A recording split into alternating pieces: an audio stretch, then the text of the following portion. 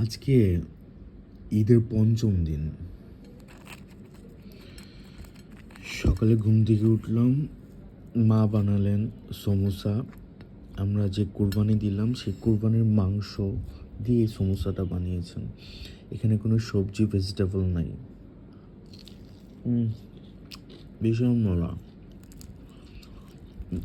ভীষণ মজা। পুরোটাই হচ্ছে কুরবানির মাংস। চালের গুঁড়ো দিয়ে এই সমোসাটা বানিয়েছেন, মানে আটা বা ময়দার না।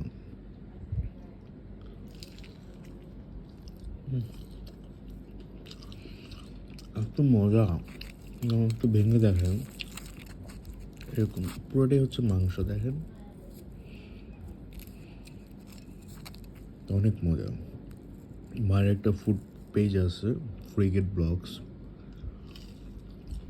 তাহলে এগুলো অর্ডার করতে পারেন। ফুড ডেলিভারি ম্যান বাংলাদেশের যে কোনো প্রান্তে যে কোনো খাবার পৌঁছে দিবে। মায়ের পেজটা বাংলায় লিখবেন, ফ্রিগেট ব্লগস।